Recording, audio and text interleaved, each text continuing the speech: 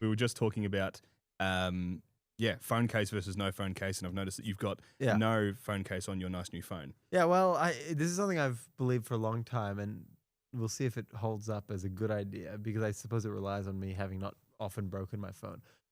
But I suspect the reason why you want the phone case is to protect your phone. And I can't think of many other items that you buy, in your life, really, where like a watch, for example, where you like strap a giant piece of plastic or metal to protect it and completely destroy all the form that they spent years building into it. You just put a giant thing to cover it all up. My belief is, you break the phone first. The back of the phone is glass. You break the phone first, and then to hide that, you put the case on it. When you made that mistake. Once you've done the damage. I suppose the counterpoint would be resale value and that sort of thing. But if it's a back glass, either way, it doesn't impede the functionality. It's not even that. I run these into the ground. So I've only just replaced it, which is why I didn't wait until the latest one. I just got the one that was just done last, because my phone's just stopped charging altogether. And there'll be tech guys out there that say that, I could fix it for you. And there was. The first guy that I told him, I could just clean out the charger. Yeah. I did that. I've worked for Telstra. I've done that before. But I run these into the ground, and the case is just, effectively insurance. My eyes. That's fair. That's an equally good way to do it. You're right. Yeah. So, lots to talk about. Tell us a little bit about what you do day to day. So you're finishing up your studying. Yep. Yeah. So I'm excited. I'm about to graduate from the medical degree. Yep. And that's very exciting, I think, because it's quite a short degree, and they really do throw you in there. I mean, you're quite young, and you spend 5 years at uni, and then you're in the hospital. It's 23 now. Yeah.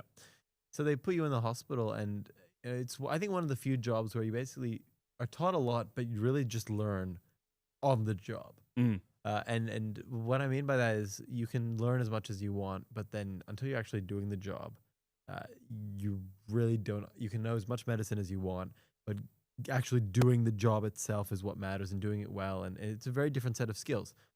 Like writing, for example, if you're spending time in the writing notes and that sort of thing, in outside of medicine, where you're just doing it, when you're doing a university degree, that's really important. But it's important in the scale of actually writing notes to revise. Whereas then when you go to your job, you're not writing notes to revise, you're writing patient notes, and you're documenting. And that's not a skill. You learn a little bit, but that's not a skill. I don't think people realize that the first job of a junior doctor is not to practice medicine per se. It's to be a support unit for the overall unit, to do the documentation, to work hard on that sort of thing. Yeah. Okay. So what drove you to medicine? I think there's a lot of people in medicine who go into it for the obvious reasons.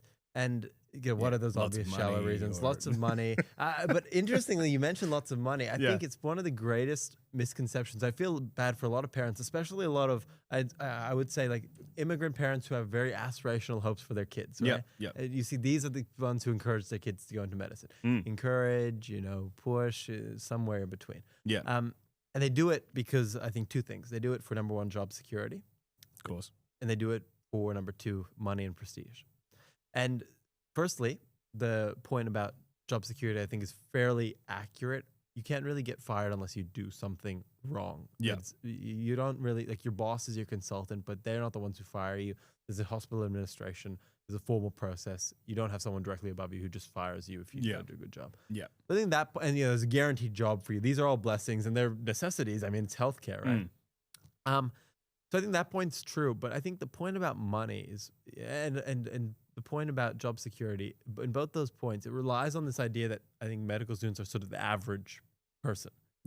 So job security only really matters if you're not good at your job. I'd hazard to guess that most medical students are smart enough to be good at most jobs that they're going to put their mind to in whatever discipline, right? Okay. So I think that falls apart. And the second argument is, doctors who take on a lot of liability based on what I've seen. They have a job that's unceasingly difficult. Their workload and their work hours. My business partner is Andrew. He's 2 years into his practice at the moment, his medical practice. He's on night shifts every other week. He's missing out on a lot of events. I had a birthday 2 weeks ago. He couldn't rock up. Like this is a lifestyle of great sacrifice. And at some point he will be rewarded handsomely financially if he continues down that path. But it will take 20 years. And you lose a lot of that, that 20 to 40. You sacrifice that in pursuing medicine. because there's some jobs, quantitative trading, for example. Have you heard much about that? No, not really. Quantitative traders are this unique breed of people. They want someone very specific. They want someone very talented. You go do quant trading in Sydney. You fly up there. You'll get paid 300 grand in your first year. Swish. You'll get paid $1 million within a few years after that. I had a friend who was promised. Let me just sign up for that real quick. I had a friend who was promised. His team was promised Lamborghinis each. If they got to 150 million revenue for the year across their team, which sounds like a lot, but they're playing with hundreds of millions of dollars. Yeah, of course. They got to 120. Damn. So they were pretty close. But not quite Lambo. So not quite Lambo, which I think is a good thing for his ego. And Just back down to earth a little bit. You're a 23-year-old. Maybe the Lambo's not the best idea. But that's my point. So I think medicine. I think a lot of people get trapped in those two things. And then I think a lot of people get scared talking about why they're doing medicine because they sort of actually believe it's one of those two things. The only reason you can realistically be in medicine and stay in medicine is if you're willing to make that sacrifice and say, I'm willing to get rewarded, but only after I sacrifice my life and a large part of my life to get to that point where I'll be rewarded for it. Yeah. And why are you willing to sacrifice that large part of your life? Well, I suspect that, I looked at all of the degrees. I looked at the commerce degree. I looked at the science degree. I looked at engineering law. I think if you're going to university, you go to university to do something or learn a skill that you can't do without the degree. So commerce, I think there's a lot of people doing commerce who are just doing it for the sake of it. Because it's a degree. Because it's a degree. I would argue, based on what I've looked at through the syllabus, that there's a lot you learn in it, but you could just as easily learn a lot of it practicing outside. 100%. Starting a business, working through it, online courses. You won't have the degree, but the degree itself, people say, oh, I want to get into the Big Four. I could get into the Big Four with my medical degree. An engineer could get into the Big Four with their engineering degree. And they do. I have friends who've done this. So the argument that the commerce degree gives you anything really, really unique, I think, is a flawed one. But I think the first reason is because if you go to uni, you do it because the degree is something that you cannot do without, a skill that you cannot do without. You need a skill, That's point one. Point two is why medicine specifically. And ultimately, I think it's because I have a vision to combine business and whatever degree I do. So it's not so much a question of why medicine specifically, but I think it's more so a question of which degree would help me create the biggest impact when partnered with business. And I think that, with healthcare, I started 50 Coach a few years ago, the education company. If I was doing a normal, we'll get there. When I was doing a normal, if I was doing a normal job or tutoring one-on-one, I'd probably be able to help 5-6 kids. But your impact is exponentially improved through the business. Correct. I get to help 500, 600 kids a year, which is a great feeling. And it's a feeling that I'm not, it's not a direct thing, but indirectly through the network I've built, the impact is 100x. 100%. So in medicine, I think that there's not enough people who are both doctors and business-minded. So, and I think there's a whole ton of regulation on top of that, which is important, some of it, but a lot of it is, as you would know. A lot of it is troublesome because you'll see, and this is not an endorsement at all of other countries, but you'll see China leaping ahead in medicine. You'll see other countries leaping ahead in medicine. There's a disadvantage to that. They need to respect, obviously, like the rights of the people that they're trialing their drugs on, and there's a great deal of really necessary stuff. But at the same time, you're going to watch them leap ahead in technology, in medicine, and all of this because business combined with medicine is going to make healthcare a lot more powerful. 100%. That's why I picked medicine, because I think that it's the most impactful way to make an impact in both the medical world and the business world together. Awesome. So you touched on your business briefly. Explain what the business is and how it works and how it came about. It's very funny. It came about as a result of a bet. Which is the only way to do it. The best business stories start this way. Well, most of the good decisions in my life come about as a result of a bet, not a monetary bet. Those are very bad decisions usually for me. But this was a decision where my business partner and I sat down the day before my ATAR came out. And he said, I think you're going to get this score. And I said, I don't think I'm going to get this score. And he said, if you get this score, I'm going to win. Okay, it was actually partly monetary. It's okay. I'm going to win $100. Plus, we're going to start a company.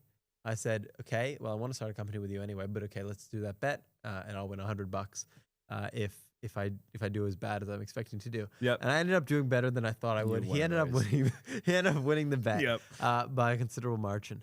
And the company was built out of that. Awesome. Which is really good. So 50 Coach is an education company. Yep. But it was one designed to not be one of those hobby tinkering sort of things that everyone else starts. I think, everyone has their own sort of RAW tutoring, or it's just their initials and then their name, and then it's tutoring, and all it is them. Yeah. So, they may make a lot of money out of it, but the second they leave, it's done. It's done. They get a real job and they get a real job. The company dies. Yep. And that's not a company. That's a hobby. That's something that you've decided to build up and make look important. But that's not the definition. A company is a living individual entity. Yeah. And this, if you think about it more spiritually than literally legally. Yeah, yeah. It's legally it's separate tax. Well, that's right. Yeah, yeah. Even then, you're right. A company is something that can exist without you. I think that's what it is. It's a separate vessel for impacting change that would survive if you died. Yeah. Whether in the financial sense or some other sense. And so that was the big vision with 50 Coach. How do you build a tutoring company that's scalable, that can reach a lot of people, and then how can I replace myself? Yeah. That's it. How can I replace myself tutoring? Awesome. So that was something that you had, a vision that you had from the start, was how do I get myself out of the business, or did that come along? That makes it sound like I hated the tutoring, but no, that's it. How do you build a tutoring company that's actually sustainable? Yeah. And the answer we came to was there's a large untapped market of people who can't afford very expensive tutoring. And tutors, I mean, did you get tutoring? No. Yeah. No. In Victoria, it's become Not to say that I didn't need it. I just didn't do it. It's becoming a bigger and bigger deal. Yeah. Tutoring, I mean, by God, you look at New South Wales and the selective schools and all those, they are so competitive. It's unbelievable. And Victoria is getting there. Interestingly, Queensland, very anti-tutoring. Yeah. It actually makes sense. They're very casual about it. Easily independent. They don't like tutoring. Don't tell me how to do it. I'll do it myself. Yeah. Yeah. Very Queensland. But Victoria is competitive. More and more every year getting tutoring. Yeah. But it's like $60, $80, $100 an hour. My God, like I cannot think you'd pay for a tennis coach or these are not, interestingly, the second point I'll make is these are not professionals. No. These are not accredited people. These are kids who graduated from Yip-de-doo school and have decided to advertise their skills with no proof they got these scores. Or like, no offense to the alumni of Yip-de-doo. Well, yeah, I'm gonna have to. I retract that and issue a very formal apology. I would not like to be taken off air, please. Yeah, there probably is a Yip-de-doo out there somewhere. There is, but yeah. These people, they charge a lot of money, probably more than they deserve to charge, but people are willing to pay. It's education. Yeah, regardless of whether they're qualified. Most of them do well. Most of them are good at tutoring, sure. But there's an underserved community of people. And this is that, so I tell this story now, but I don't tell it with the view of, I was always this altruistic good guy. The truth is we had no idea this community existed. Yep. We started the company and we were going to charge $20 an hour. Yep. But we didn't think, oh my God, this is really, really good value. We thought, okay, that's a fair price. Then we thought, who's going to buy our product? We did a business plan and we calculated, we actually figured out our target market by looking at the number of private school students as our base population target. Yeah. And then calculating 2% of those students, here's the revenue we would get. Is this a sustainable venture we could run? And we start the thing and we have like 5% of the students in private schools. Yeah. And it's all these public school students and it's in group classes. These are group classes, $20 an hour. Yep. And we realize we've accidentally built this vessel for people who cannot afford tutoring anywhere else to learn from these very talented people in this group setting. Yep. They get email support, et cetera, et cetera. And so then after that, there was two choices, which was, do I increase the price or do I keep it the same? But we noticed like this is actually, ultimately what's the point of business? It's to make people's lives better in some form and then you get money for it. Yep. So we kept it at that and we were happy to keep it at that. But that's how the company sort of came about. Yeah, wow. So it's group classes. Yep. And you found that unexpectedly, majority of public school students took it up. Yeah, that's exactly right, which was at first really confusing. We were like, that's not at all what we modeled, but you can't really model things. Like you can model a little bit and people are good at predicting stuff in Vegas senses. Comes and punches you in the mouth and says, actually, no, this is who wants your product. Yeah, exactly. Yeah. You don't get to decide who wants your product. Correct. I'm happier that it's that group of people because these are people who've never had tutoring before. Yeah. And it's like, that's a great honor to be able to serve these people through the company. Yeah. So did you find that you had to pivot because you were catering more to people that you expected would already have had tutoring? Well, we were catering. It wasn't even that they had tutoring. We just assumed the people with money are the ones who will get tutoring, which is a problem in and of itself. And that's a very bad way of thinking, because it just will reinforce the fact that some people are going to do a lot better. There's an educational gap. Because there's that gap, which is a very real gap. Yeah. It was probably more so that, but I think the only thing we had to cater for was that people don't realize how big that gap is.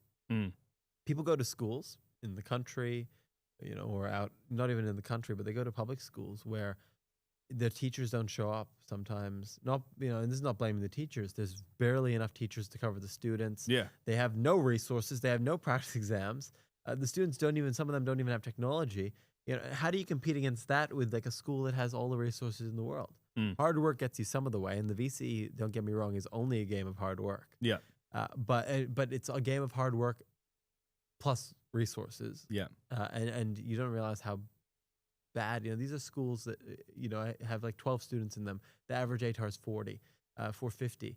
And this is a real thing. And it happens because they have never seen anyone in their year level above do better than that. There's no expectation that they can do better than that. Yeah.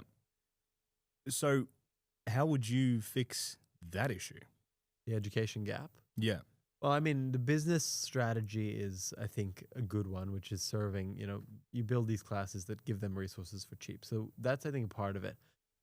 I was reading about the government solution where they put a bunch of tutors post-COVID into every school. Did you hear about this program? No. Well, they did. Can you guess how it went? Poorly? Not just poorly. So you'd expect, hopefully, they go in, worst case scenario, it does not help. Yeah. It made it worse. But, at the very least, there's maybe a slight improvement. Yeah. It made it worse. The student scores went down. Oh, no. They spent, I do not know the number. Yeah. Tens of millions or probably tens of millions. They spent millions of millions on this program, which you would expect would have worked. To make the problem worse. Yes. That's incredible. And, you have to wonder whether it's government mismanagement or what it is, but it's something. It probably is that. Like, how do you spend that much money and get worse outcomes? That's impressive. But I think it's a simple solution, which is you get people online, especially in rural settings. Yeah. Number two is, we started a scholarship program for rural kids at the company. Awesome. So, why do we do that? Well, the fixed cost to add a kid to an online class is very low. Yeah. So the variable cost. The fixed costs are pretty much the set. So the total cost per new student is very low. So, we thought, okay, you establish a scholarship fund and you get kids coming through, rural kids who aspire. I'm a big believer in this problem, which is that I think young people need to see someone succeed in order to do something with their lives. And that's not a universal rule. Yeah. But when I was going to my first school, I went to Bowen High for a few years before I went to my Scotch College. Yeah. And that's a great school, one of the best public schools in Victoria. Yeah. But what I found really interesting was that I never felt like this strong desire to push. And I was in the gifted class and all of that, but I never felt the strong desire to push. I was mid-range in that class. Yep. I was coasting. I was happy. And then I go to my second school, and there's this culture of excellence. I mean, this is a school that gets 12 99.95s out of 36 in the entire state. Yeah. Like, that's high sickeningly high performing. Like, how can you get a third of all of the best students in your one school? That's unbelievable. Yeah, it's gotta be something. Yeah, and it's not resources necessarily by itself. It's not just the teaching method. There's something there, right? And because there are other schools with resources. Correct. So I've isolated that what it has to be, and this is the value of sending your kids to a private school.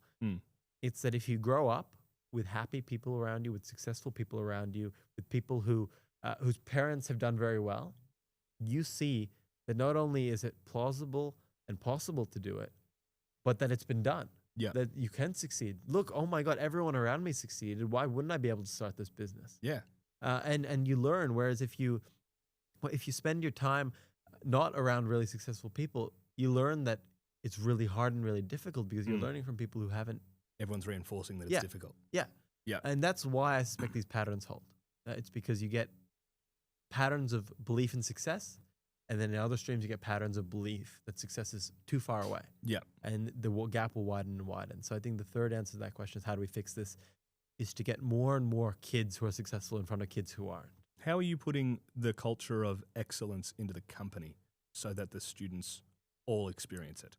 Well, these are online classes with one simple rule. Every kid has to have got a perfect score to teach. Right. Simple fair. as that. Yep. And that's not to say, there's a big criticism that we had at the beginning, Mm. which was kids who get the perfect score are not the best teachers. But 50 Coach was never saying, okay, we're only getting the best score. Mm. We're getting the best score, plus we're also getting, on top of that, people who can teach. Yeah. So the first qualifiers get the perfect score, but then we interview them to check Out they of can those teach. people. Yeah. But a lot of people were like, funnily enough, it's a great marketing tactic because you know who doesn't care about whether they're good teachers or not? Parents. You know what parents care about? Did that kid get a raw 50 or not? Yeah, correct. The students, of course, are a bit more nuanced. They've been in it longer. They understand you want a Yeah. good teacher, but they'd leave if the product wasn't good. So you have to get Correct. good teachers. Yeah. But you get the excellence in front of kids. And that's what I think this online stuff has really done well, which is you get these kids who they would have never had experience to or talked to who got perfect scores. And you show that they're just kids who, and then you show them this is what I did, and then you give them a path. Yeah. And we had a kid, a student, a very talented student. So we don't claim that she was, some giant product of 50 Coach. Yeah, one of but us. she was definitely a student with 50 Coach. Yep. And she's now at Harvard. Wow. That's incredible. That's and impressive. That's a beautiful story. Mm. So it just shows that spending time around successful people or believing in your own success gets you wherever Builds you the want to fire. go. Exactly 100%. right. Yeah. 100%. So do you participate in any business communities, or are you actively networking this stuff? How is it? How are you promoting it? What's your main funnel? Yeah, so social media is king with this. But do you really expect students to put this in front of their parents? The tutoring or? Yeah. No, so it's Or are you interesting. targeting the parents? You target the parents, you target the kids 50-50. Yeah, Some right. kids are just thinking of tutoring and they see Yeah. it and they get it. Some kids and some parents are thinking of tutoring for their kids. You have a lot of interesting phone calls. I can imagine. Some of them are, my kid, I need you to guarantee they're going to get a 45 plus. Yeah. And we say, oh, well, I don't know about that. Mm. And then you have some students who are like, I just need to get this so my parents don't get upset at me. And then he said, okay, come on board. Yeah, right. All right, cool, come in. No, you target both. The most powerful thing is word of mouth. You can Yep. never beat word of mouth. Of course. But social media advertising, there's a lot of complaints about it. But, Mm. I don't know. I couldn't understand. Everyone says, oh, they get more expensive every year. 15 years ago, you put up a billboard for 30 grand in the middle and you hoped cars would drive past and look at it. Yeah. How often do you care what a billboard says? Maybe subliminally you... No, I take notice, but You that's take just because I notice. pay attention to marketing. Typically. Yeah. Well, So- because you have an interest in... I've just got an interest in marketing. Yeah, so, yeah. I dare say, you got 90% of people, 95% Just drive of straight people who past. just drive straight past. 100%. And they calculate that, obviously, in Yeah, of their course. ads. But now you have this great, amazing tool. You can target for age, you can target for gender, you can target for interests, you can target for whether they Location. visited a website in the Everything. last 30 days. We actually are, interestingly, we found the company ads work best if you don't do any targeting, Yeah, right. which is really interesting because you let the algorithm, the magic Sort it algorithm, out. sort it out for you Yeah. because it's way smarter than we'll ever be Yeah. when it comes to picking There you people. go. Right. But you can filter for all of those things. Everything. Yeah. So it's never been easy. And of course, we should probably discuss AI in all of this. 100%. I've Yeah. seen that you've written a couple of articles about AI previously. So what are your thoughts? What's next for AI? Is it going to take over the world? Yes. Yes. I think I was chatting to someone this morning Yeah. who said, I was asking ChatGPT whether it would take over the world, whether it would become self-aware, and would it be nice to me? And I've gone, why are you asking it that? Because then it's just going to encourage it to become self-aware. But no, back to serious. AI's changing a lot Yeah. about how people interact, do things. Well, What are that's all right. your thoughts? I think of AI in 3 lenses. You'll have to remind me to get back to these lenses. Sure. So number 1 is what it means for the jobs. Yep. Number 2, I think, is what it means for just life in general. And number 3 is what it means in terms of what should you be doing about it. So number 1 is with jobs. I think people don't realize that AI, like most jobs, unfortunately, everyone has this very inflated view of themselves, I think, including doctors, lawyers, engineers. Everyone thinks Yep. that they're above this. There's a great talent in being a doctor, but there's also great talent in being an AI that knows everything about everything. Of course. Yeah, and so every great talent. Yeah, Yes. well, great talent. Yeah, no, it's whether All it's an of human engineer knowledge. talent, but if you went to a guy and he said, "Oh yeah, so I haven't really studied medicine at all, uh, but I do know everything." And then Okay. they're like, "What do you mean you know everything?" Well, I've Literally know everything. I haven't really done the degree, but I've read every book. I remember every word of every book. I've seen every single show, every single documentary, every single tutorial on everything medicine related ever. Do you trust me? Do you trust me? Okay. Okay, yeah. So, the only thing, there's a couple things blocking AI, which are not. So, number one is that it hallucinates. But people, it makes stuff up. Yeah. But people make stuff up all the time. Mm. So, is that really a giant problem? The only problem is it makes stuff up really confidently.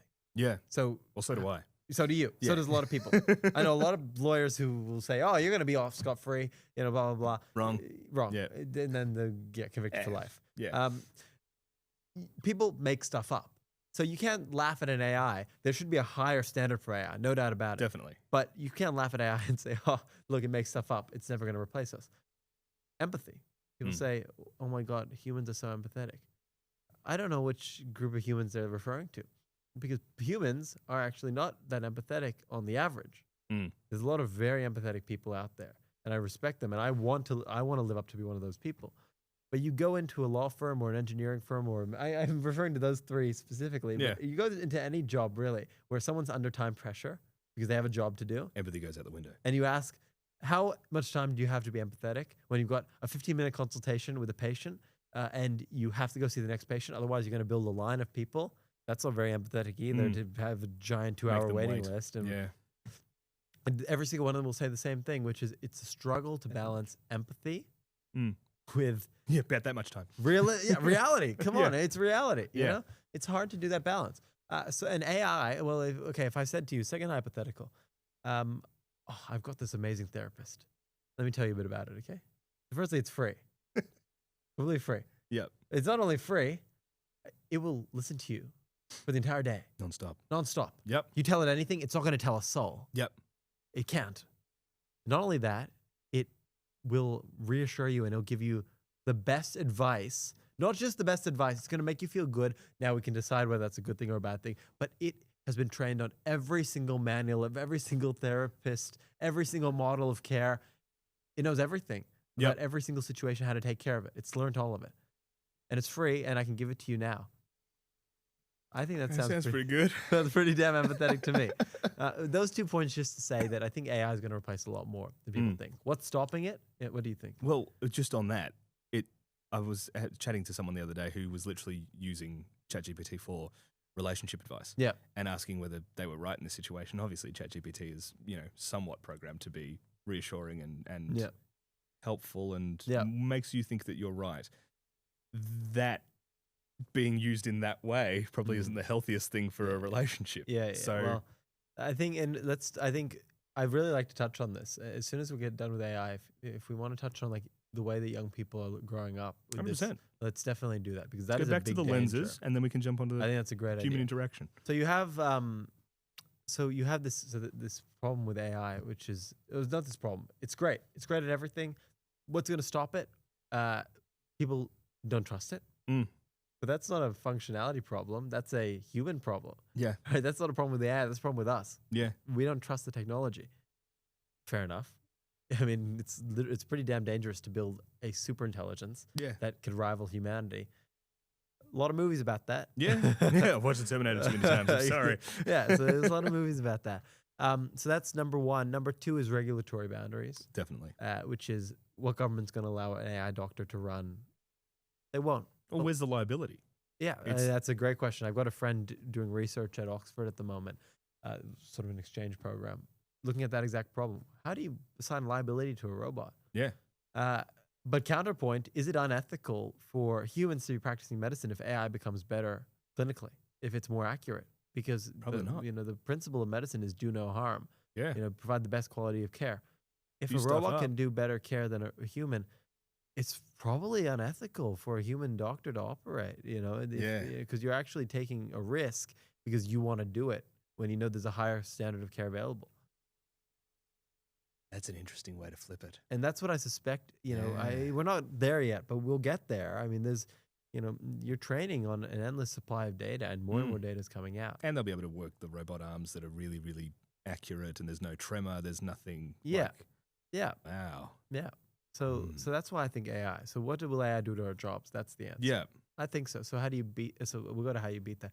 What will it do to life? I mean, what do you think it'll do if everyone's replaced, everyone's jobs are replaced? Well, I think if people are using it as a therapist, if people are using it for everything now, like what's really shocked me is it's still relatively new technology. Yeah. And I know technology moves fast and I'm a little bit backward, but it's moved so quickly and people have adopted it so quickly. Yeah. People are just chat GPTing everything. Yeah. And that's what shocked me. I'll show you something, ready? Well, oh God, if I go here, if I press this side button on my phone now, it opens up ChatGPT, and I can ask it anything I want now. Yeah. And you're right. There's no more. I'm surprised Google's doing so well. I suppose they've also got an AI strategy, which is why their stock's doing okay. Well, because people like me are a little bit more, okay, AI is not really ready yet for me to go searching for the local plumber.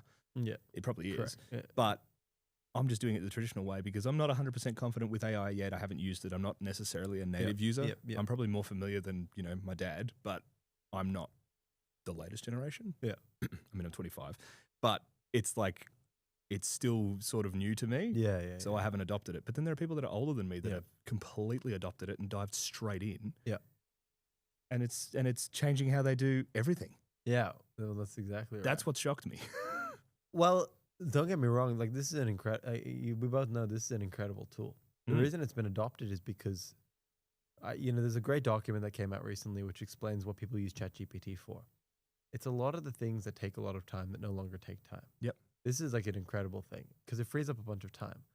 But then you try and figure out, well, if we're building a world without work, what happens to the people who were working? Like, what, and I'm not even talking financially. I'm just talking in general. What do we purpose. What's the purpose of a world where people don't have to survive, where they're just survival's a given?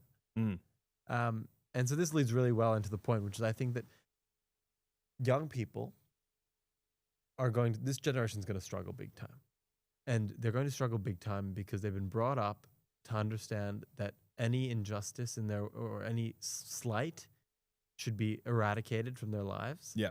That any difficulty should be that is unfair, and that life shouldn't be unfair, and that life needs to be perfectly evened out. They've been brought up that every single feeling of sort of sadness or grief is not necessarily a normal emotion, and that should be avoided. Let's not only avoid it, but let's figure out how to get rid of it altogether by whether it's through medicating. And I'm not talking about depressed people. I'm talking about people who are sad, who are pushed into these things, because you look at the number of people on a lot of these medications, it's growing exponentially. And it's not because people are getting depressed on an exponential rate. It's because the threshold for depression giving people these things is lowering. So much lower. And I don't pretend to be an expert on this medically. I'm only talking about this on a logical level, which is we're raising a generation of weakness. And I think that's so dangerous, because these are kids who expect everything in their lives to be perfect. And if it's not perfect, they need to yell and scream and medicate and fix every part of their life individually to make it okay. And they're not tolerant at all of a lot of different opinions. And we saw the impact of that, with that terrible assassination. They're not tolerant of other people's opinions. They're not tolerant of the idea that life is not going to be fair and shouldn't necessarily be fair, because it's impossible to even a playing field without cutting people's legs off. Yeah. I think this is the existential problem. And then you add to that a system, a technology that reinforces everything that you say to it. That says, there's a great example. You're 100% right. Yeah, you're 100% right. All the time it's just feeding back that they you're said, right. I cheated on my wife. This is a recent example. I cheated on my wife, but she didn't cook dinner for me last night, and I feel really neglected. The response is, well, look, what you did, I don't agree with, but I can see why you did it. You felt like you were not needed. This is so you combine this generation of people who were already thinking that everything they do and say is correct and that no one should be allowed to speak. And then they've got this reinforcing authority. That's the real danger in our lives. What the hell do we do about that? I don't know. You tell me. No, that's a great question. I thought I was allowed to ask questions. You are. I just have no idea how we're going to deal with it because it's terrifying. And I was saying before about the uptake of AI and how people are using it. People are using it as the best friend that they never had, their confidant, their sounding board for all of their ideas. And I've gone. I did a test with it.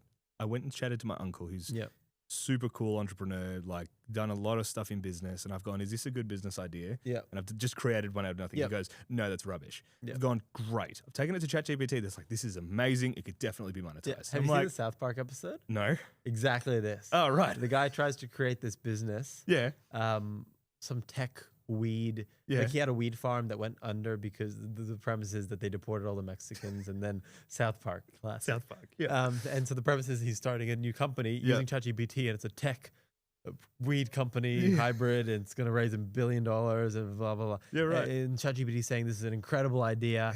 And it doesn't work. Exactly what you're saying. Yeah. People know this. Yeah.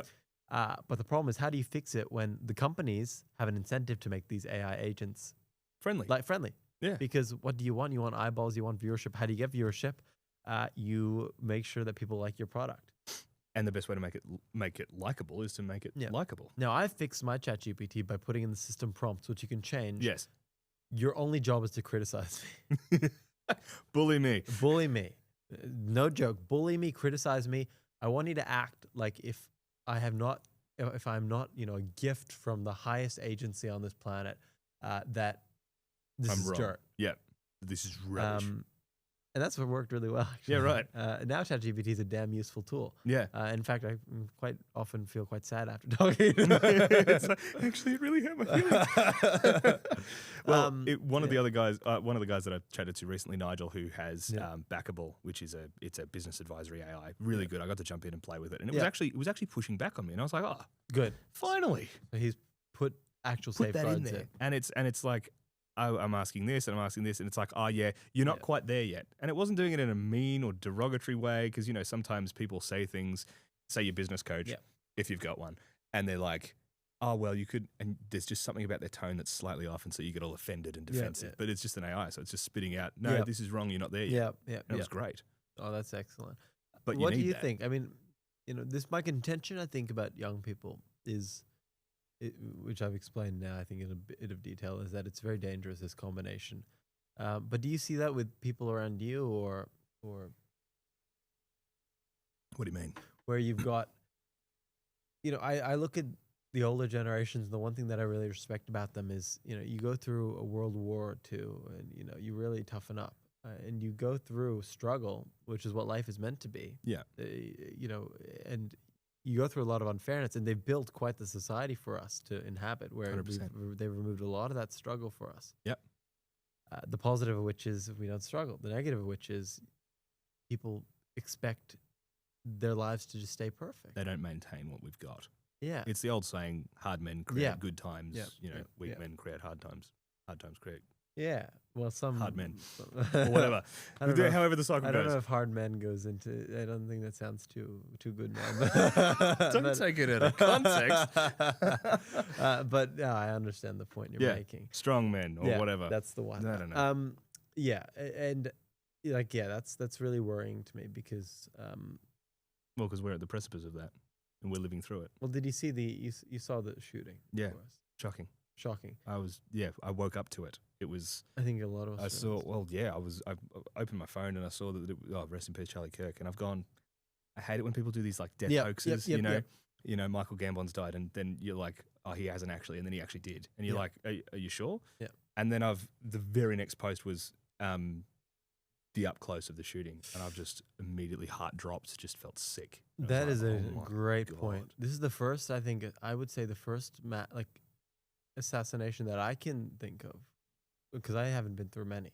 Again, the point we raised about the great times we live in generally. Yeah. I haven't been through a lot of assassinations. This is my first major one where I can think of it in a big way. And broadcast to the world, everyone saw that terrible video. Yeah. Uncensored. You know, this poor man, just anyone going through that, what a disaster. Horrid. But Horrid.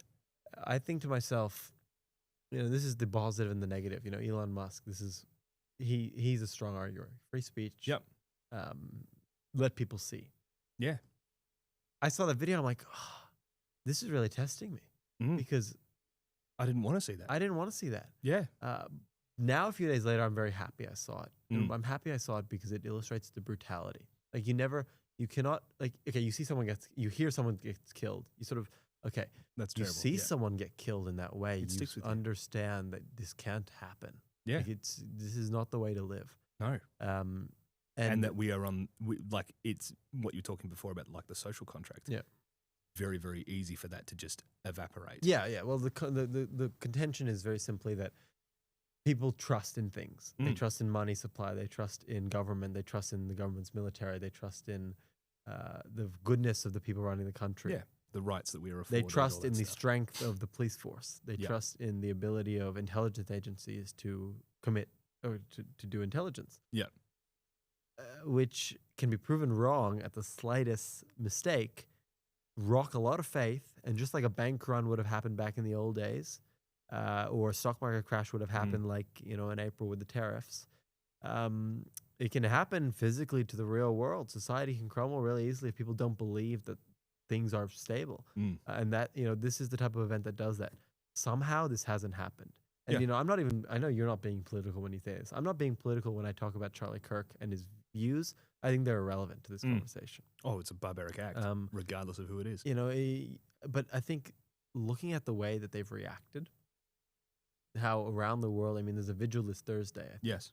In South Korea, I saw this video of a bunch of them marching. The students. The students. And I see, and then you see people gathering together. As far as I know, no violent acts of like protest or rioting or anything. No. That's an example. And then this really, really touching ceremony at that stadium where you had hundreds of thousands of people there, apparently. And you have that forgiveness, the act of forgiveness by the, Erica was incredible. Well, I cried. Yeah, so did I. I was crying throughout the whole service. I was just like, this is just, it's incredible. It surpassed the number of people at MLK's funeral and JFK's funeral. Yeah, and I think, that's probably a product of social media as well as 100%. Because people know who Charlie Kirk is, whereas MLK, I'm sure back in his day, if he had an Instagram account, would have had a lot of followers. 100%. I think. So 100%. I think, and there's more people in America now. And But I think, it's a hard one. For me, I'm like, I don't have the knowledge to compare these characters from history to Charlie Kirk. Sure. I suspect this is a really big moment. I was really worried when I saw that it was going to devolve. Because it could have devolved very quickly into a giant political brawl. 100%. And you can have people killing each other and that's what they say about the 1960s. I don't know what happened. Again, I'm not a master historian, but they say in the 1960s this is what happened. There were riots and lynchings and all sorts of horrible stuff. Exactly. Because the trust was gone. Yeah, so that message, I think to myself, could I forgive like that? I don't. Like the political person in me, that was the perfect thing to do to turn down the temperature, to sort of try and unite. Yeah. Because it's a very divided country at the moment. Yeah. And her act, incredibly powerful on its own, but also as a political act, it's the olive branch. It's the let's not let this devolve. Yeah. Let's move past this. We are a majority Christian nation. Let's all come together. And then you have President. Yeah. With his own brand. Charlie, he said he never disagreed. He didn't he didn't hate his opponents. I hate my opponents. It's okay. Which is okay. It's just quintessentially. Missed the mark, but okay. The one thing you can't fault him for is just brute force honesty. He's very clear. He's very clear on what he thinks. Yeah. Positive, negative, probably in this case, a funeral negative, and in general, why? They voted for him. That's for that. So it's one of those things. You were there for the inauguration, weren't you? So another bet. Yes, another bet. Another bet. Oh, the bet actually was if Kamala Harris won, we would go to the inauguration. If Trump won, we would go to the inauguration. Thank you. So that was the actual bet that we had. Thank you. So because Trump wins, you go. Kamala wins, you go. So it's actually technically a lose-lose. So either way you go. Yeah, it's actually just lose a lot of money either way. Yeah, correct. You're going. Because you're spending a lot of money. I think we were going to go to America anyway. So it was less of a, and you get a lot of controversy obviously when you go. But I think it's important, going to an event like this is not an endorsement. It's an appreciation. It's history. What I mean by that is this is history. And not only that, it's history. If Kamala Harris had won, it also would have been history. This is a black woman, the first black woman to ever reach the highest office in the land. That's incredible. Correct. And I would have been just as excited. Kamala, what I'll say is their side of politics, the Democrat side compared to the Republican side, is probably the characters in it are less, how do I put this gently? You see like these characters, like Bobby Kennedy and Kash Patel and all of these guys, and they have this celebrity status to them, Yes. alongside their political roles. Yeah. Which I've never really seen in an administration before. Well, they're known outside for other things. Yeah, they're known outside for other things, but they're also stars in their own right in the administration. I've never seen that before, and I don't remember that, certainly from Trump's first administration. Definitely not. I think it would have been similar in Kamala Harris's administration, where you just have a lot of settled people who you don't really care. Well, this is the thing. The first time round, he was putting in people who he was recommended. This time round, he's putting in people he likes. People that he likes. Yeah. And so my point would be, going there, I think it was really amazing because you saw people you see on TV. Yeah. These are people who, that's the scary part for me. We'd walk into a ballroom. Oh my goodness, there's that guy who the entire world knows, and who's half the world hates this guy. Wants to, not dead, but half the world hates this guy. Half the world adores this guy. If it was Don Jr. or it was Charlie Kirk. I met Charlie, and it was really surreal because this is why I think media's been so dangerous. I think on both sides, whether it's Democrat or Republican, you get this really warped view of evil from both 100%. of them. When Charlie Kirk died, you had Obama come out, you had Biden come out, you had Kamala Harris come out, you had every major leadership of the Democratic Party, Gavin Newsom, everyone came out, very beautiful messages. Yeah. It was the baseline populace and the younger populace as well, who were celebrating and cheering, and but the squad and those. But the substrate of the country, the leadership, has that decency. Yeah, and that's the most. If that falls, the country is over. Yeah, because they still represent the majority of Democrats. Yeah, they're not this hardline coalition. But the media loves to spin these narratives, I think, as we all know. And so we go there, and what am I told? Well, okay, if I go there, and if Kamala wins, I'm going to be converted. I'm going to turn into this, person. Who maybe I'll change my gender. Blah blah blah. Yeah, that's what I'm told. They're gonna force you to do this or that. Yeah, yeah. If Trump wins, oh my God, these are racists who are going to destroy you and everything you stand for. Yeah, both are untrue in general, and you have extremes. Of course. But what you have to understand is, I think in any country, the vast majority of people who vote for Donald Trump or Kamala Harris do not want the country destroyed. They're good people who really want their country to do better, and they've been struggling for one reason or another. And a message like that resonates only because of the deep struggle in a country. 100%. So we go there, and we talk to these people, and not only do they spend, say hello, get some selfies, we have conversations. One of them was with a guy named Michael Saylor. He runs a country called MicroStrategy, which is a Bitcoin treasury company. Yes. It's the biggest one. Mr. Bitcoin. That's Mr. Bitcoin. Yeah, yeah. I go up to him, I say, Michael, I think your company is a Ponzi scheme. Hi, nice to meet you too. and let me preface this by saying I bought Bitcoin I am a big fan of Bitcoin. Yeah. That's not my point. And I'm a big fan of him. That is not my point. But when you have a room of sycophants, which is what that crypto ball was that I went to. Of course, you're going to be the guy that sticks out. You stick out and you ask the question that no one else is willing to ask. And he sits me down and he talks to me for 15 minutes and he says, and this is the most incredible conversation. He's talking about real estate in Manhattan and how just because you have this much, it doesn't mean you leverage and don't buy more. Whether or not that's a fair argument, I mean, real estate, Bitcoin, it's not for me to say. He's worth 14 billion. I'm worth not quite 14 billion. not quite a billion yet. Yeah, We're pretty far off it actually. Yeah, but I say not quite a billion because it makes. Well, I mean, essentially, I was putting this. We were having the Bitcoin discussion with one of my cousins, and he said, oh, well, the flaw of Bitcoin is that, it's only worth as much as the next guy's willing to pay for it. And I'm like, yeah, but when you sell your house, is it not just worth as much as the next guy's willing to pay for it? I get that there's more physical and it's actual tangible, but it was just that point irked me because it was like, yeah, that's how the market kind of works. The world. Yeah. If there's a nuclear apocalypse, your house is all of a sudden not worth so much. Yeah, well, ideally that doesn't happen, but I'd like my house to continue to grow in value. But well, that makes two of us. Yeah, definitely. That's a good point. But yeah, so that's I think what I really learned from that experience. But it's not a political lesson, and it was not a political trip. It was a trip of appreciation for the fact that America is a country upon which most of the culture is built in the Western world. 100%. You can argue whether it's growing or decreasing. Yeah.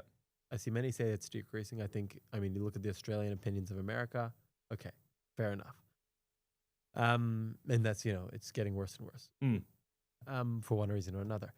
So you might say, okay, that's declining, but it's not declined. America's still number one in that culture aspect. You still watch their movies. You still watch their movies. You still consume their artists. You still follow their they lead the world in medical research. Yeah. You derive a lot of utility from this. And this is the thing. Everyone's like, oh, American healthcare is so bad. So bad. And it's like, well, if you can afford it, it's actually really good. It's just the structure is leaves some to be desired. And it's interesting because the structure of their healthcare, from what I understand, screws over a lot of people there, but saves us.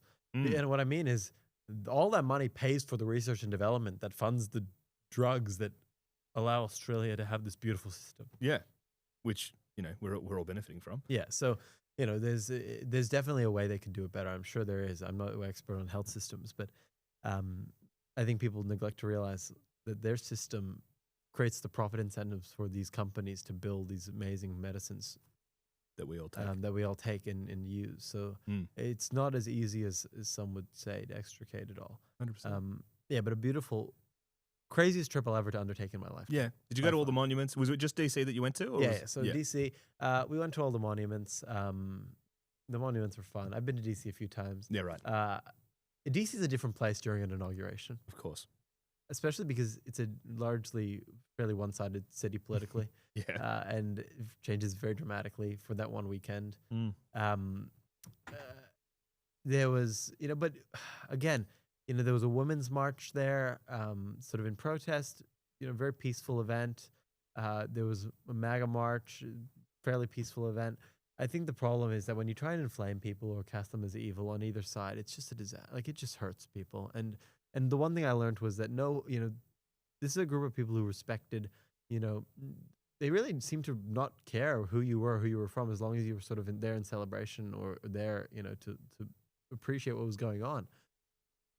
Which is very different to what the media will tell you. But it's very different. They're appreciative of you being there, being appreciative of their democracy. Yeah. Or republic. Or I mean, we told them, we were part of an Australian group of people coming over, and every one of them was like, wow, that's really cool. They were very happy to have us there, that's for sure. Yeah. So yeah, that tells you a lot about tensions, how they start, and it's a hard fix. Do you think that the American system has to be this sort of inflamed culture war because of their voluntary voting system? Because you've got to get people out.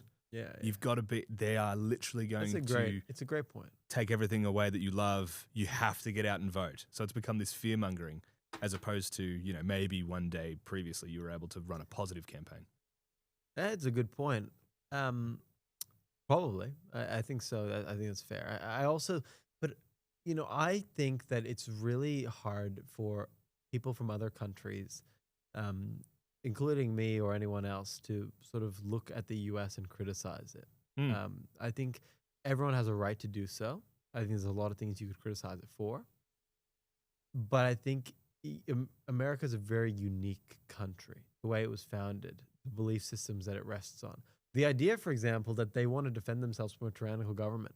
This is not a system of beliefs that's really that strong in Australia. No. But their entire belief system's founded on it. Yeah. So you say, for example, I don't want school shootings are a disaster. Yeah. Like everyone, I think everyone in Australia can appreciate the fact that Australia's, we are blessed to have the safety we have in Australia. 100%. So then they say, let's just do the Australian system in America. These people believe that their guns, they believe their guns are a fundamental right to protect themselves. Yep. You can't apply an Australian solution to an American problem. Definitely not. You can't apply an American, it doesn't work like that. So I'm reticent to criticize the American system whilst acknowledging its many faults at the moment. I mean, it's cracking. I mean, a lot of people it's working through it. It's working through it. This is a giant experiment right. The last 10 years have been a giant experiment for America while the world has watched on.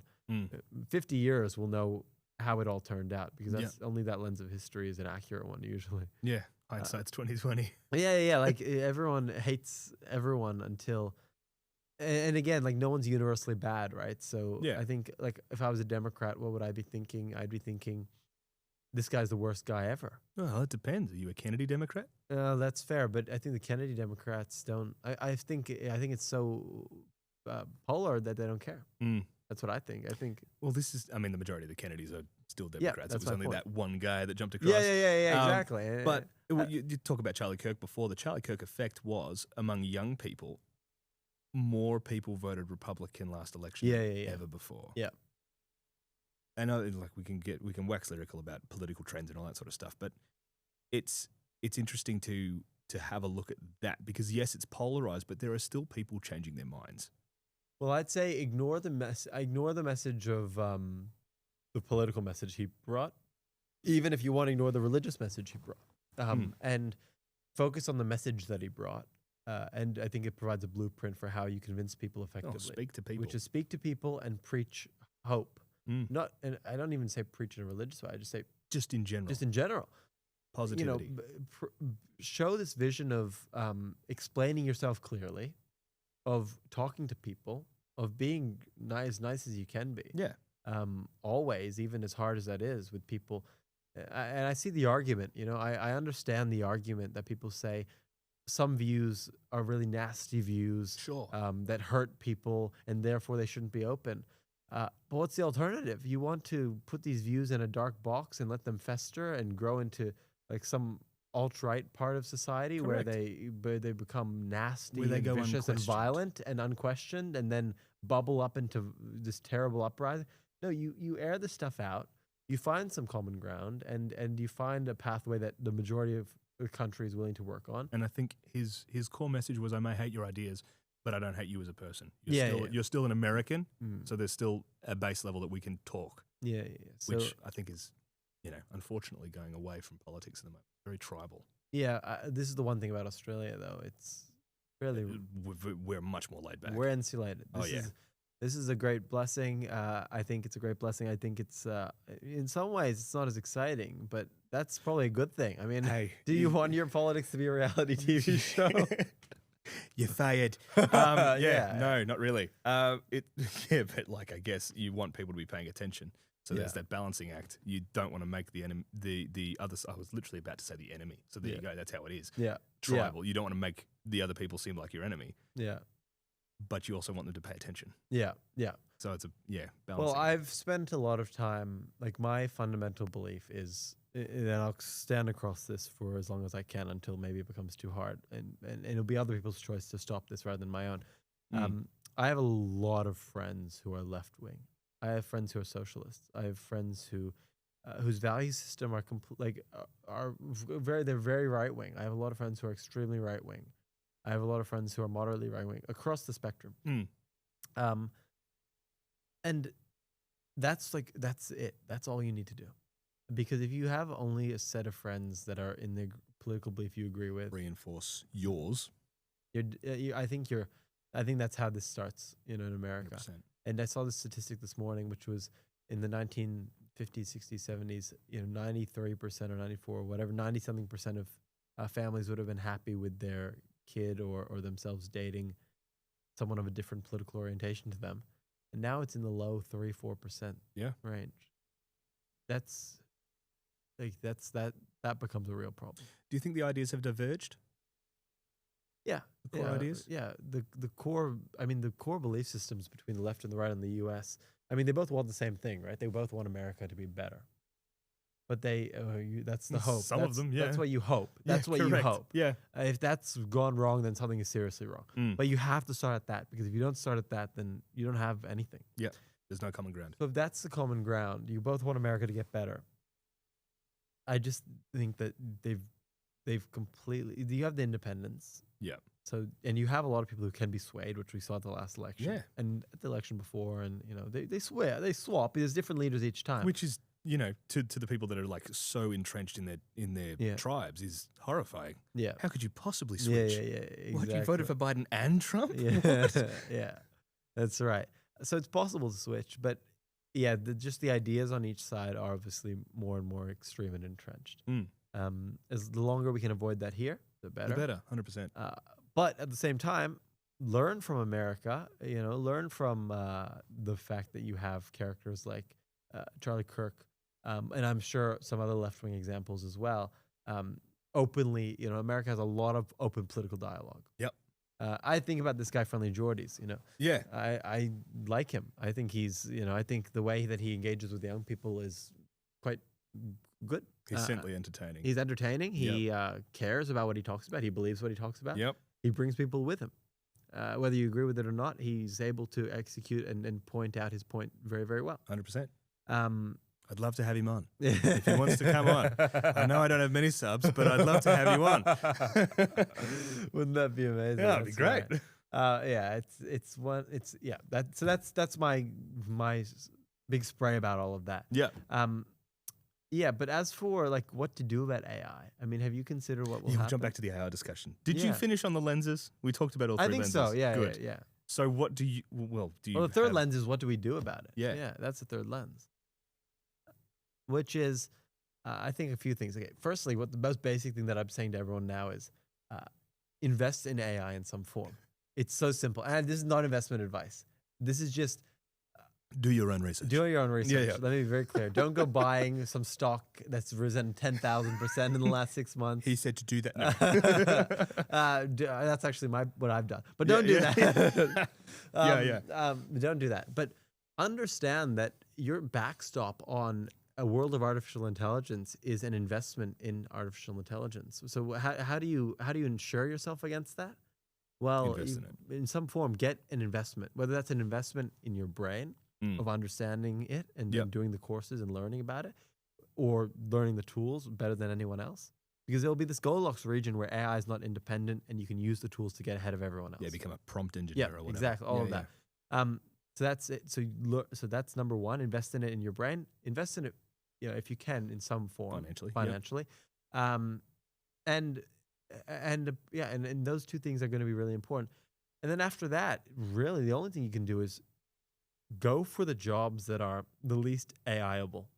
Yeah. And those are procedural jobs. Those are physical jobs. Yeah. That is from anywhere from being a tradesman or woman to being a surgeon. Yeah. Where it's the final frontier. Everything else will have been replaced and they will have, what I think is they'll replace 80% of jobs and get to the final frontier. And then it'll be the 80% of people's role to figure out what the heck are we doing by the time it replaces the other 20%, and they'll have a framework to figure out what they're doing with their lives, because 80% of the population's already have gone through it. So how do you avoid that for as long as possible? Yeah, become a proceduralist, whether that's a surgeon or a builder or something where you have to be physically doing something. Yeah. Or hairdresser. Some people say, oh, there'll be an AI robot that can do it. Not for ages. That will take. First step is going to be, how do you get AI to replace automated online jobs? Yeah. Your accountants, maybe even dermatologists that, who are the mole mapping. That's probably like the first step. Okay. And that's the first group that will panic. Then you have overall sort of online jobs as a whole. Yeah. And then proceduralists. Yeah. Final frontier. And that's every career has one. Has a physical proceduralist as part of the sector. Yep. So just specialize in that and you'll future-proof yourself. Yeah.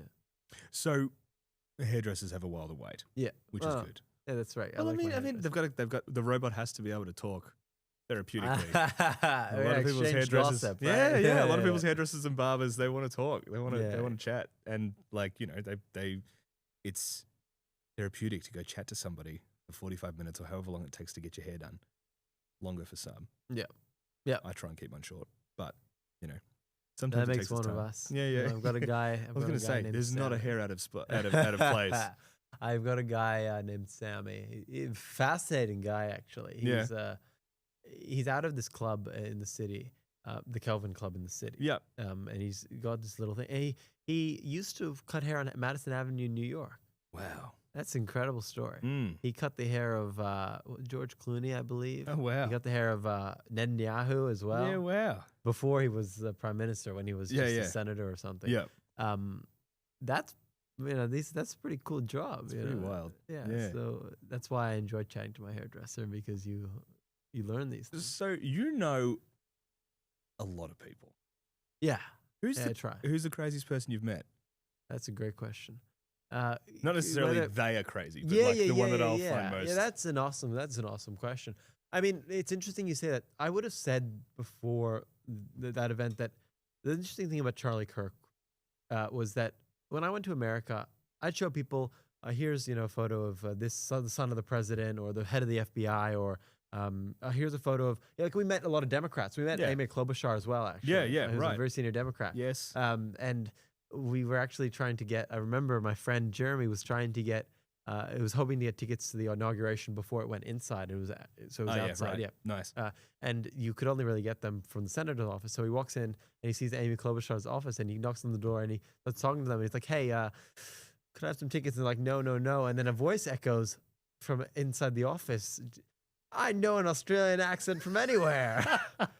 Great, come in, young man. We get everywhere. And it's Amy Klobuchar, That's and insane. she's chatting, So that's like a pretty extraordinary thing. So I would have said one of these people were the craziest. But the reason I mentioned Charlie Kirk is because I'd show everyone all these photos, right? And I'd show them Charlie Kirk. I'd be, oh, that guy. I know that guy. I don't know any of the others. He's the debater. And that's why people were so sad about that. I think, or sad, or some people were happy, God forbid, but everyone had such a strong emotion. Why was it? Because this was a man who no one was friends with, and yet everyone knew. Yeah. Because you saw him more often than your friends. Yep. You saw him every day or most days of your week, scrolling through, and you didn't notice you saw him until he was gone, but he was always there. Yep. And that's how I had such a big impact. 100%. So I would have said someone like that was the craziest in terms of impact and widespread people who knew it. Yeah. The most interesting conversation I think I had, though, I mean, the reason why I talk to people is very simple. It's because the rule is if you talk to people and you ask for things, you usually get them. People are very generous. Tickets to the inauguration. Yeah, people are very generous in general. Yeah. Not always, but very generous. People like to help people. Yeah, exactly. There was this one lovely couple that we met. That this is not at all the craziest, but I guess it counts. There's two stories. Well, number one, we were walking along DC, at the DC street, and then we see this lady. We actually tried to go to the Young it wasn't even the Young Republican. It was the Young something. I think it was the Young Staffers Ball. Oh, yeah. We just were like, okay, because as you can imagine, the Democrats did not have many parties that weekend. No. So you really did not have a lot. You could not be diverse in your picks of the parties. No. So we went to this Young Staffers event, and we tried to walk in, and they were not happy about that, so they kicked us out, which is funny because that was the toughest security by far of any event that we went to. This young, the Young Staffers event, and then we go to you can't sit with this sort of stuff. We leave outside of we leave to the street, and we see this lady, lovely, sort of older lady. We go up to her, we're chatting to her, and we're like, "What should we do tonight? You have any ideas?" Let's go to the crypto ball. And we're like, okay, we'll go. And we ended up going. Yeah. We went. Yeah. And that's where I met Michael. Yeah. But then she gives us her business card, and she's like, and we look at it later, she's the vice president of Sotheby's. What? Just wondering this. What? So that's the first lesson, which is, you talk to people. Why? Not because you want to get something out of anyone. You want to know who they are. I guess you want to know who they are. You learn something from everyone. I mean, 100%. she taught us a very important thing, which is go and try to get into places and see what happens. But she, you talk to people, and you sort of can't go under the lens that you're better than anyone else. Yeah. Because you might have thought, oh, there's this random lady on the street. Nah. People are humble, people are unassuming, and everyone has this great story. That's number one. And number two was this lovely couple we met while we were in DC named Clay and Lindsay. And I think it's more of a funny story than a crazy story, which is we meet them, we're chatting to them, loveliest couple ever. And then they tell us a little bit about them. Why do they have VIP tickets to the inauguration? Well, Clay was a baseballer with the Red Sox. Yep. Lindsay was a Deal or No Deal star, a model, and did a lot of business work. Yep. They were matched by Donald Trump. They were match made. Yeah, right. And I said, no way. Okay. I guess maybe a match makes a lot of people. Yeah. Then they start showing us photos, and there's a photo of their kids peeing on the White House lawn. Yep. Oh, they're close. That's like that's a level of intimate I didn't know you could even be. Yeah. I would have assumed that that's off limits. I guess they can't. Secret Service. The Secret Service probably can't violently tackle a kid. No. But no, we just let our prime ministers do that. Yeah. That's right. That's their job. But I think that's this is the proof, which is this is ordinary people who know extraordinary people. Yeah. Which means extraordinary people are very ordinary because they have friends that are casual and are full of faults as well. Like these are ordinary people who just happen to do very well in life. Yep. And if you go with that lens, you'll meet a bunch of crazy people and you'll respect them. You'll respect them as as you wouldn't imagine. But you'll be able to talk to them because you'll understand, well, it's another person. He's achieved a lot more than or she has achieved a lot more than I have.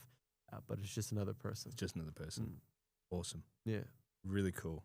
Really cool. Okay. So we're sort of coming towards the end. Yeah. I'd sort of do like a little quick fire. Of course. Yeah.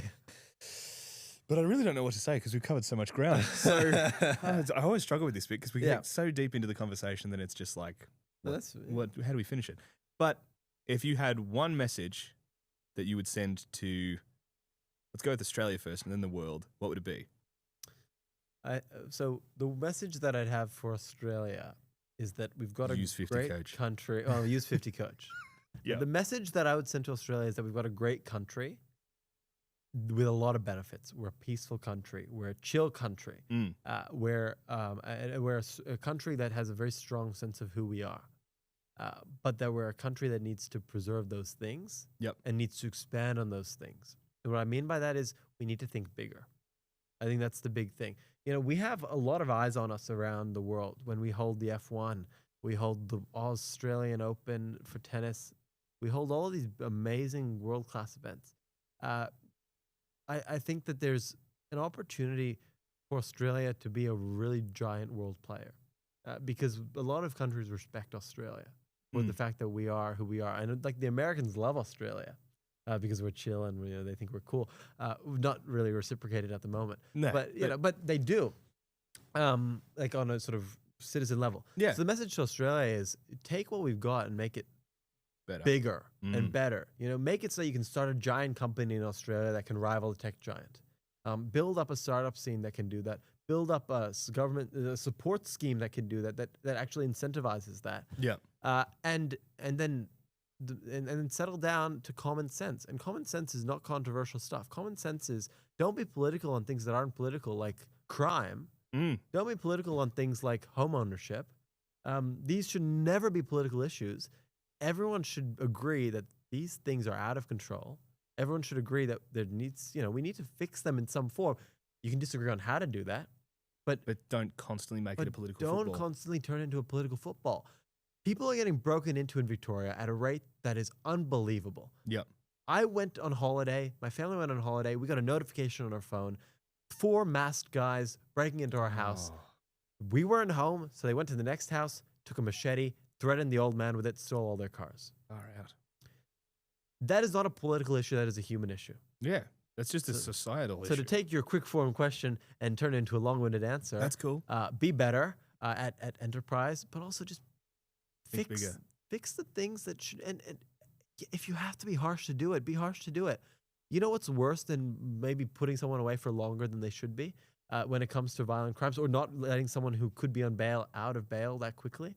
What's worse is innocent people getting broken into and dying because you're allowing a culture of violence and acceptance of okay, they're young to permeate. That's not on.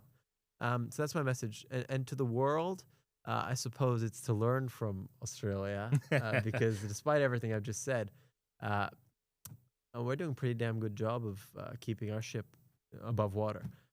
You have extremists in every country, but generally we're a pretty centrist country. We have people who generally respect each other. Yeah. We're a fun country. We got a lot to but and we have certainly a partisan media, but I'd argue not that partisan. I mean, I don't look at Channel 9 or Channel 7, or I don't see any bias in those. Whereas you look at America and then you see MSNBC and Fox News, and it's like they will tell their readers and their viewers how to think totally instead of what to think. Yeah. So I think learn about chilling down a little bit. That's what I'd say. Yeah. Awesome. Which footy team do you go for? The Hawthorn Hawks. Oh, you poor thing. Here they come. Here they come. The problem is I came to Australia, I forget when, but because I was here and then I went to like America for a bit and then I came back. Yeah. And then I came back and I was supporting Hawthorn, but no one believed I supported Hawthorn because they won 3 years in a row. So I had to stick by them. Stick by them for the last 9 years or however long it's been. Yeah. Why? Well, because if I didn't, then everyone would think I was a complete, so fraud. I'm glad that I've done that. Yeah. Who do you think's going to win this? I mean, this will be published after. Yeah, probably will. So let's get our predictions in and hope they're right. I genuinely, I am from Geelong, but I do think Brisbane might just steal it. I think really? Tom Stewart's a massive out. Interesting. That's fair. But I would say I wouldn't be surprised if Geelong did. I think Brisbane will, but I wouldn't be. That's interesting. I mean, I look at the odds. Geelong's a heavy favorite, but anything can happen in the grand final. I think Geelong. I don't know. Teams give off different vibes to me. I don't know if this is the case for you. Yep. Like I think of a team. I think of Geelong. I think, oh my god, I'm scared of those folks. They're a good team. They've always been a fairly good team. Consistent. A lot of them, they're good. Yeah. Like the main vibe I get from Collingwood is, oh my god, I don't want them to win a premiership. But, and the vibe I get from Collingwood is wait till the fourth quarter. Yeah, because that's a beautiful. They're very good at that fourth quarter. Yeah. So, but the grand final will be a lot of fun. Yeah, it will be a lot of fun. You going? As always. No, I'm watching. I have a watch party. Yeah, nice. Lots of fun. Are you going? No. You should have got tickets. Are you a member? No, I'm an Essendon supporter. You're an Essendon supporter, but you live in Geelong. Yes, correct. Correct. No, big Essendon supporter. So you guys are about to get my captain. Yeah. Which is wonderful, and I don't hate you for it, I promise. But no, it's certainly been. I'm 4 years older than our drought, than our finals drought. So they've never really been that good while I've been alive. So I guess I'm used to it now, which will just make it all the sweeter once they do. Well, it's good. It's resilience training. Well, I just hope that it's not, when I'm 50. I hope it happens in the next little while, not like way in the future. Like, we need to win a final, guys, please. At some point, that would be useful, wouldn't it? Useful, definitely. My cousin's a Collingwood Well, what do you supporter. think? Do you have any strong thoughts on the Tasmanian team? I hope that they get it. Yeah. I hope that they get it. I think more footy is good for the country because AFL is Australia's sport. And the better it is... Like, I understand the arguments around, bringing more teams in lowers the quality of the game. I think that there are a lot of really good players out there. I think having a Tasmanian team, it gives them something that Tasmania's always wanted. Yeah. And, I think it's just good for the game. The support for it was so amazing. Like, when it became the biggest club. Very quickly. Pretty much like that. Well, they put out $10 memberships. So it was like, everyone got around it. I wonder, Like, I wonder if people would swap. I don't know. I don't think anyone would swap their team. There's the hardcores that are down there that have been supporting those. North Melbourne and Hawthorn because they go play down there occasionally. It's like that they might be conflicted with swapping, but I think if I'd tell them to swap. I mean, this is a great pride of Tasmania. 100%. It's like when GWS came along. Obviously, Sydney was all Sydney. Yeah, but then they weren't, and it's just magically found itself a supporter base in Canberra. Oh, yeah. They've got a very strong supporter base in Canberra. So it's like, are they the Canberra Giant? No, obviously I'd say not. Canberra should get a team, but they'd probably be very slow and boring. Would it be the Canberra Pollies? Yeah. It'd be very non-exciting and exactly. Spend a lot of money and the team would be underperforming. Exactly. I didn't say that, I promise. No, good. This has been really fun. Yeah. Thank you for coming on. Where can people best connect with you? That's a good question. I mean, my name is fairly Easy. Rion Ahl, RION AHL. Yeah, wherever you find me, you'll find me pretty easily. And I'm happy to always have a chat. Yeah. Awesome. Cool. Thank you so much for being here, man. I really appreciate it.